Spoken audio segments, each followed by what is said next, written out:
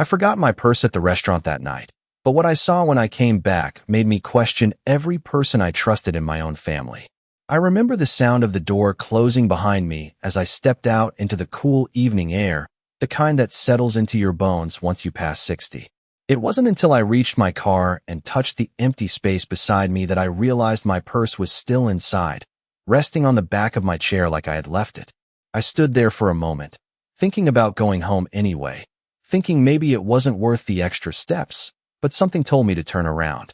The restaurant was quieter when I walked back in, the dinner rush fading into soft conversations and the clinking of glasses. The hostess gave me a polite smile, but before I could say anything, the manager, Mr. Lewis, I think his name was, stepped forward like he had been waiting for me. He didn't smile. He didn't ask if I had forgotten something. Instead, he leaned in slightly, his voice low and careful, and said, "Ma'am, before you take your purse, there's something I think you should see." I felt a strange chill, not fear exactly, but something colder, something that made my fingers tighten around the strap of my coat. I followed him without asking questions, past the dining room, past the kitchen doors, into a small office that smelled faintly of coffee and paper. He closed the door behind us and gestured toward a monitor on the desk. "This is from about 10 minutes after you left your table," he said, pressing a button. The screen flickered to life, and there I was, myself, sitting at the table earlier that evening, smiling, unaware. Then I stood up, reaching for my coat, leaving my purse behind just like I remembered.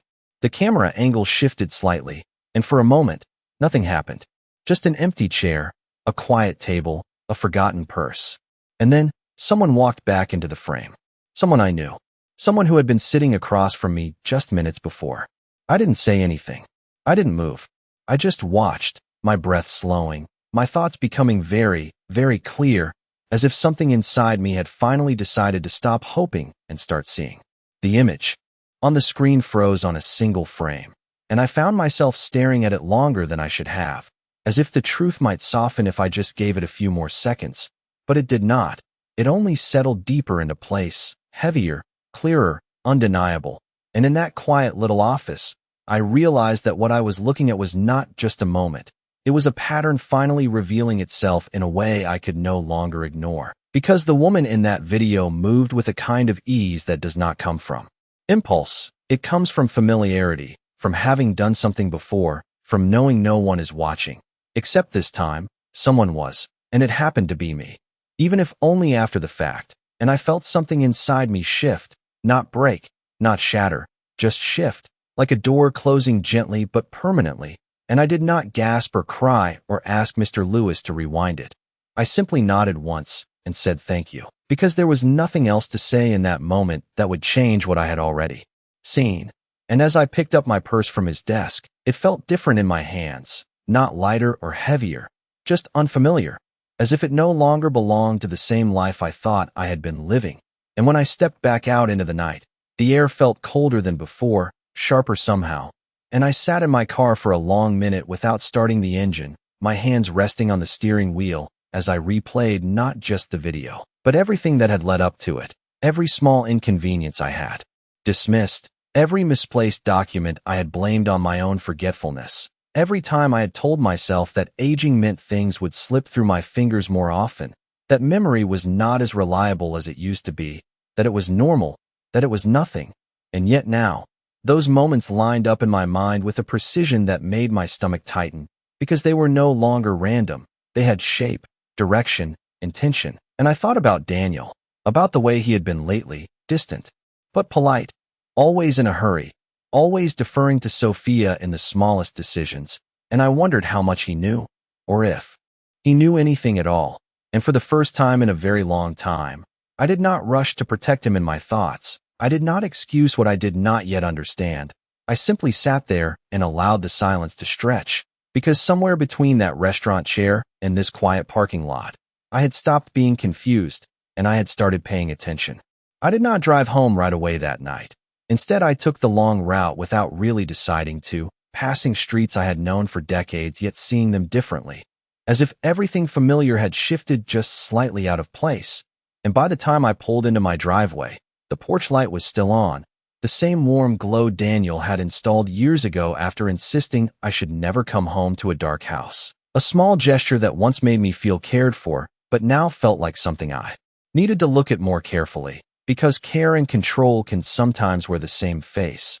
And as I stepped inside, the quiet of the house wrapped around me in that familiar way, steady and still, but no longer comforting, and I set my purse down on the kitchen counter without opening it, without checking anything, because I already knew that whatever I might find inside would not be as important as what had already been revealed to me. And instead I poured myself a glass of water and stood there, listening to the hum of the refrigerator, letting my thoughts settle into something more organized, more deliberate, because confusion had served its purpose and I no longer needed it.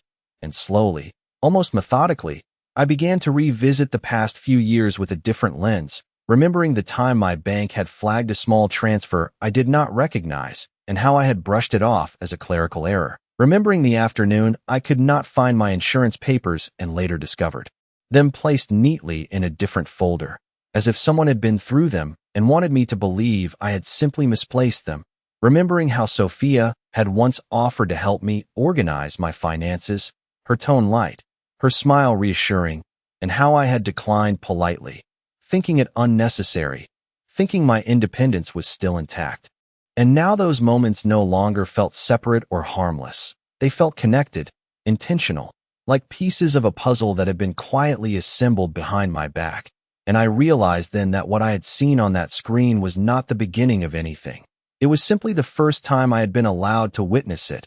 And that thought did not frighten me as much as I would have expected. Instead, it steadied me. Because if something had been happening for this long, then it meant there would be more to find, more to understand. And I would not need to guess anymore. I would only need to observe. And as I finally picked up my purse and opened it, I did not rush. I did not search frantically. I simply looked, carefully, quietly, like someone who had just learned that the truth does not reveal itself to those who panic, but to those who pay attention.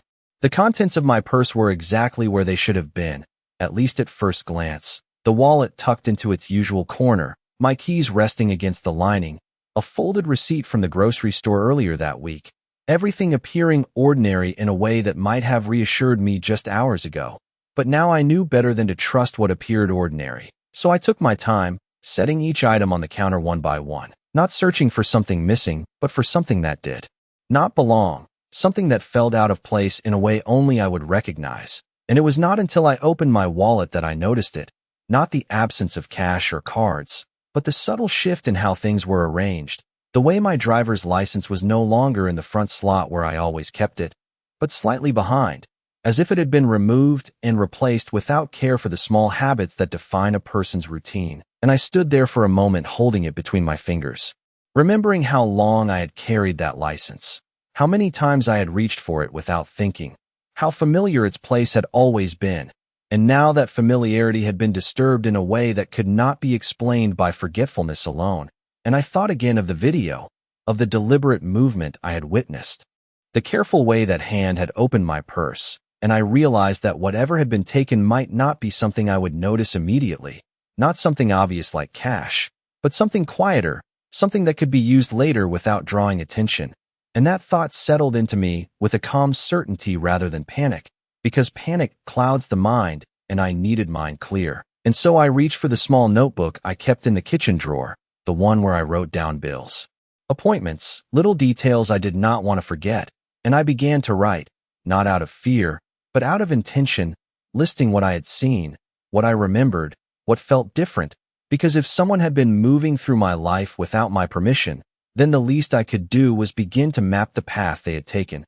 And as I wrote, I found that the act itself steadied me, each word placing distance between who I had been that morning and who I was becoming now, someone quieter perhaps, but far more aware. And when I finally closed the notebook, I did not feel like a victim of something sudden. I felt like a witness to something that had been unfolding for far longer than I had allowed myself to see. The next morning arrived with a kind of quiet that felt different from the ones before, not empty, not lonely, but deliberate, as if the house itself was waiting for me to decide what I would do next. And I moved through my routine without changing anything on the surface.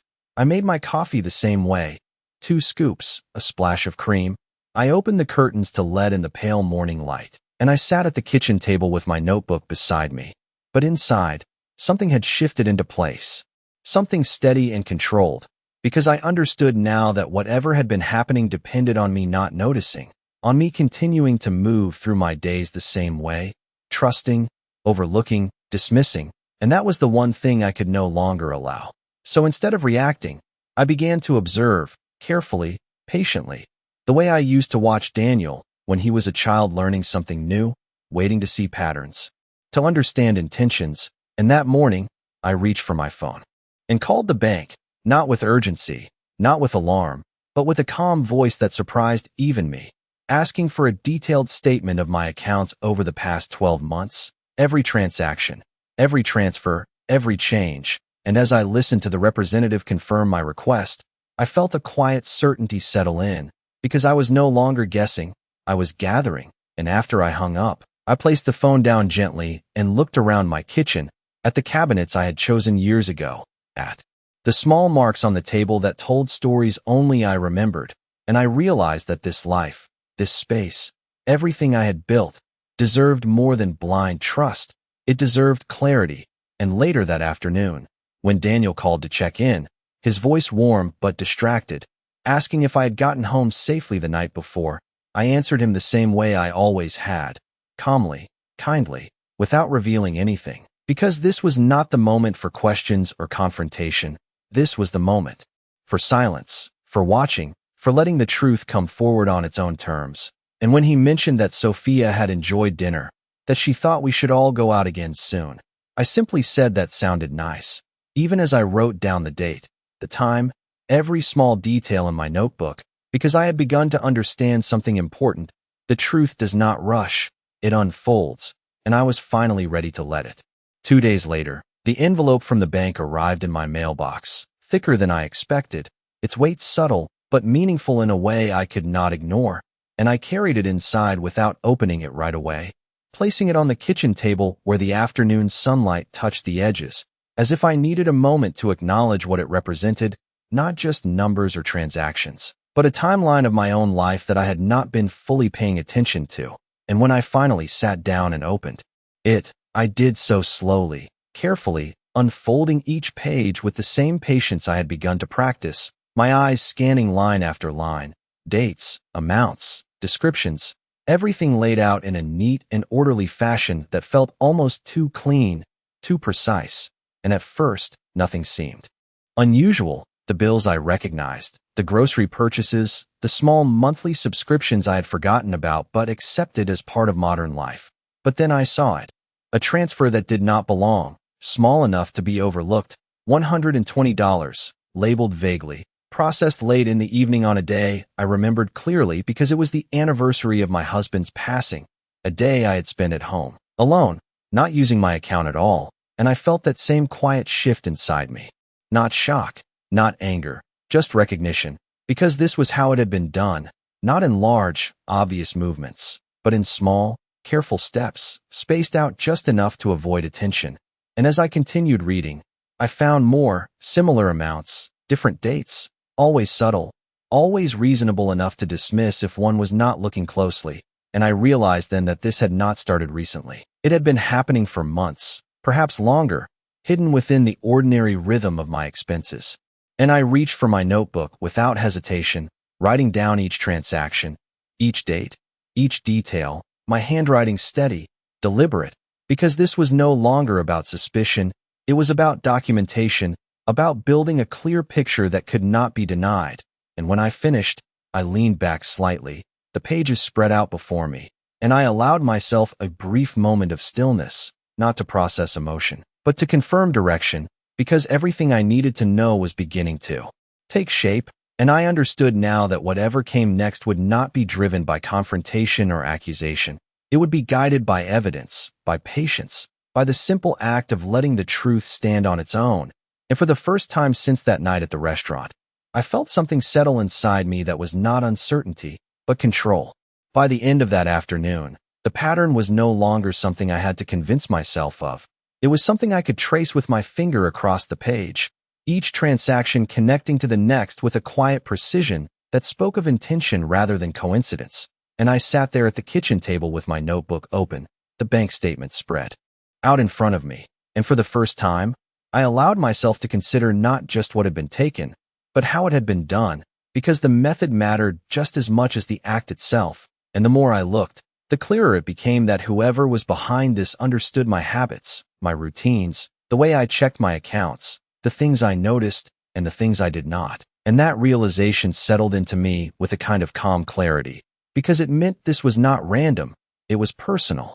And as I turned to a fresh page in my notebook, I began writing down dates not just from the statements, but from my own memory, aligning them with moments I could recall, dinners, visits, small gatherings, times when Sophia had been present, times when my attention had been elsewhere. And I did not rush this process. I let it unfold slowly, because rushing would only lead to assumptions, and assumptions were no longer useful to me. Only facts were, and as the timeline began to form, something else became clear. The transactions did not happen in isolation. They followed proximity, moments when access would have been easy, when trust had created opportunity, and I thought back to the restaurant again, to the way she had moved in that video, not hurried, not nervous, but certain, and that certainty now echoed through every line I was reading. And yet, despite everything, I did not feel anger rising the way one might expect. Instead, I felt a steady resolve, because anger demands immediate action, and immediate action would only disrupt what I was beginning to understand, and I needed understanding more than I needed reaction. So I closed the notebook gently and gathered the papers into a neat stack, placing them back into the envelope with care, not as if I were hiding them, but as if I were preserving them, because this was no longer just about what had already happened. It was about what would happen next, and that required patience, observation, and above all, silence. And as I stood up from the table and turned off the kitchen light, I realized that for the first time in a very long time, I was no longer reacting to my life. I was preparing for it. The following morning, I did something I had not done in years. I changed nothing on the surface, but I changed the structure beneath it, beginning with something simple, something quiet, something that would not draw attention. I opened my laptop and logged into my accounts the way I always had. The same passwords, the same routine, but this time I moved differently, slowly, deliberately, taking note of every setting, every notification option, every linked account, and I realized how much of my life had been quietly connected in ways I had never fully examined. Automatic payments, saved information, access points that required no second thought once they had been set in place, and I began to adjust them one by one, not removing access entirely, not yet, but adding layers, subtle changes that would not be obvious to anyone casually looking, but would create friction, small interruptions that only someone actively trying to use that access would notice. And as I worked, I felt a growing sense of clarity. Because this was no longer about discovering what had happened, it was about understanding how it could continue, and how it could be observed more clearly if it did. And when I finished, I closed the laptop and sat there for a moment, my hands resting calmly in my lap, because what I had just done was not a reaction, it was preparation, and later that afternoon, I made another decision. One that felt even quieter, but just as important. I called a different bank, one Daniel had never mentioned, one Sophia would have no reason to know about, and I opened a new account, transferring only a small amount at first, enough to begin creating a separation, a space that belonged only to me. And as the representative confirmed everything, her voice steady and professional, I realized how long it had been since I had done something entirely for myself without explanation, without discussion, without needing approval or agreement. And that realization did not feel rebellious, it felt necessary. And when I hung up the phone, I wrote down the details in my notebook, placing them alongside everything else, not hiding them, but organizing them. Because this was no longer about secrecy, it was about control, about ensuring that every step I took was intentional, visible to me, and only me. And as the day moved on, I carried myself the same way I always had, answering calls, making small talk, responding to messages from Daniel with the same gentle tone he expected, because there was no reason for him to suspect anything had changed. And in truth, from the outside, nothing had, but beneath that surface, everything was different now, because I was no longer moving through my life assuming trust, I was moving through it with awareness, and that awareness, quiet and steady, was beginning to reshape everything. 3 days passed without anything unusual happening, at least not on the surface, and that was exactly what I had expected, because patterns like this do not reveal themselves all at once. They move in intervals, in moments that seem ordinary until they are not. And during those days, I kept everything as it had always been. I answered Daniel's calls. I listened to Sophia's light, polished voice in the background when she occasionally joined the conversation. I asked about their week, their plans, their lives, and I kept my tone warm, steady, unchanged, because the most important thing now was not to interrupt what was already in motion, but to allow it to continue long enough for me to see it clearly. And on the fourth day, the opportunity presented itself in the smallest, most predictable way.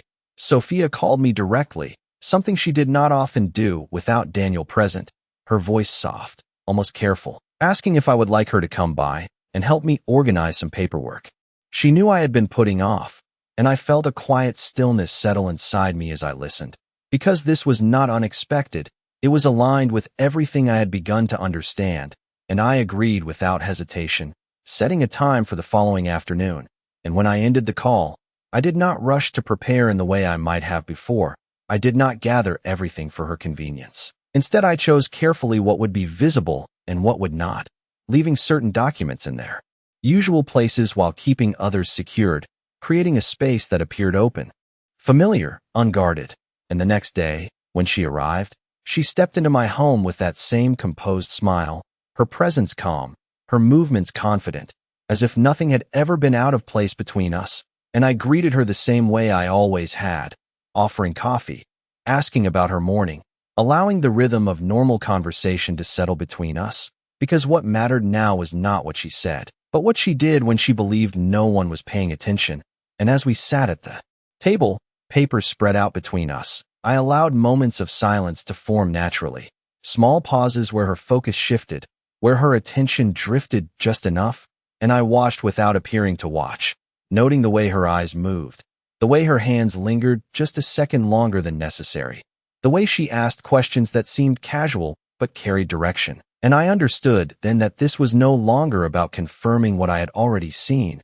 It was about allowing her to reveal it. Again, in real time, in my presence. And as the afternoon light stretched across the table, I remained exactly where I needed to be, still, patient, and fully aware. As the afternoon continued, I allowed the conversation to drift in a way that felt natural, unforced, giving Sophia space to settle into her own rhythm.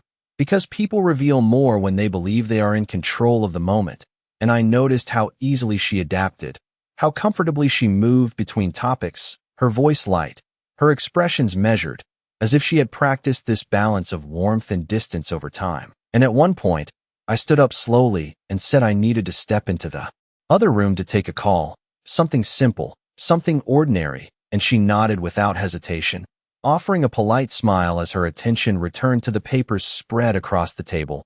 And I walked down the hallway, not to take a call, but to pause just out of sight, standing still for a moment, listening to the quiet shift in the house, the subtle change that happens when someone believes they are alone. And then I moved just enough to see without being seen, my gaze steady, my breathing even, because this was not about catching someone in the act.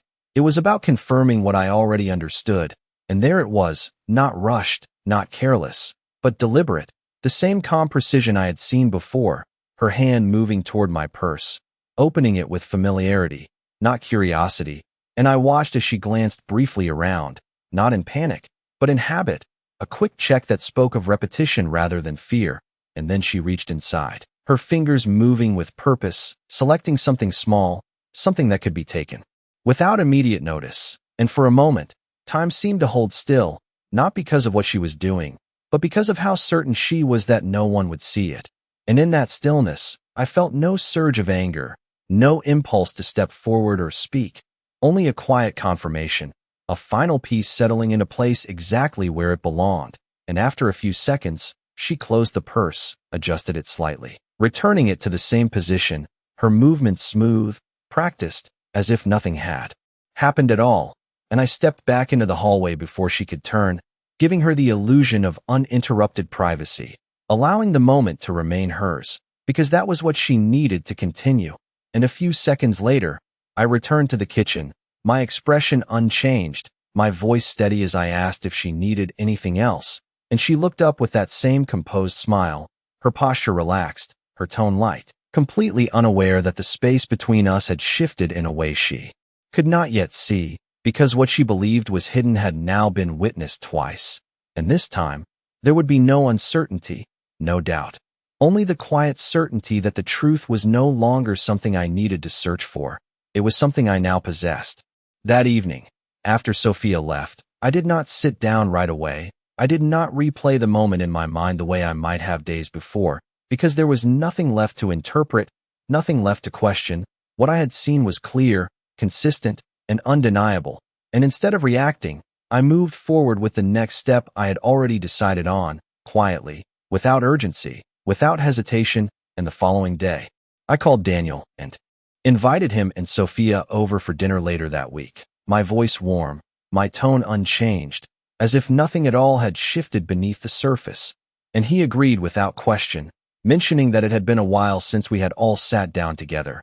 And I could hear the ease in his voice, the absence of suspicion, which told me that whatever had been happening had remained completely invisible to him, or perhaps simply unexamined. And as the day of the dinner arrived, I prepared everything the same way I always had, setting the table with care, placing each dish in its usual spot, creating an atmosphere that felt familiar, grounded, unchanged, because what was about to happen did not require drama, it required clarity.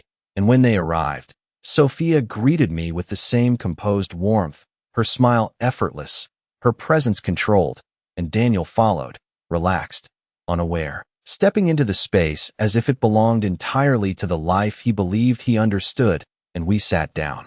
Together, the conversation light at first, moving through ordinary topics, work, plans, small details that filled the silence in a way that felt almost practiced, and I allowed it to continue just long enough, giving the moment time to settle, before I reached beside me and placed my notebook on the table, not forcefully, not dramatically, just a simple, deliberate motion that drew their attention without explanation. And I looked at Daniel first, not Sophia, my expression calm, my voice steady.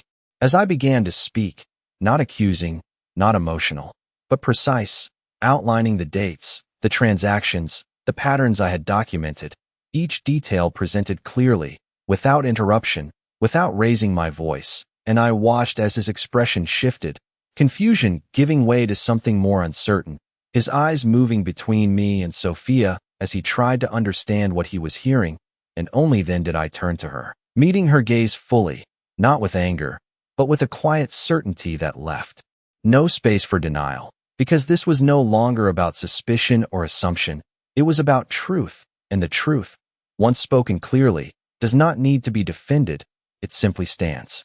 For a moment, no one spoke, the silence settling over the table in a way that felt heavier than any words could have been, and I watched Daniel as he sat there, his hands still, his expression caught somewhere between disbelief and realization, his eyes searching for something that would make sense of what he had just heard. And when he finally looked at Sophia, it was not with anger, but with a quiet question he had not yet found the courage to ask out loud. And she, for the first time since I had known her, did not have an answer ready, her composure shifting just slightly, enough to reveal the space where certainty had once lived.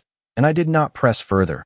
I did not raise my voice or demand explanations, because everything that needed to be understood was already present, laid out clearly, without distortion, without emotion clouding it. And after a few seconds, I reached into my purse and placed a small envelope on the table beside my notebook, sliding it gently toward Daniel, and inside were copies, the statements, the notes, the details that spoke for themselves, and I said only this, that I had already taken the necessary steps to protect what remained, that my accounts had been secured, that any further access would no longer be possible, and that whatever had been taken was no longer the point, because trust, once altered in this way, does not return to what it was, it simply becomes something else, something clearer, something that no longer depends on assumption. And Daniel nodded slowly, not because he agreed, but because he understood that there was nothing here to argue with, no confusion left to hold on to, And I stood then, not abruptly, not as a gesture of dismissal, but as a quiet signal that the conversation had reached its natural end, and I gathered the dishes from the table with the same care I had used to set it, moving through the motions without urgency, because there was no need to rush away from something that had already settled into place. And as I carried the plates to the kitchen, I felt a stillness inside me that was not emptiness, but completion, because what had begun with a small, forgotten purse had led me here, not to confrontation, not to conflict, but to clarity. And later that night, after they had left and the house had returned to its quiet, I stood by the window for a moment, looking out at the darkened street, and I realized that nothing around me had changed. The house was the same, the air was the same, the world outside continued exactly as it had before, but I was no longer the same person standing inside it, and that difference, quiet and steady, was more than enough.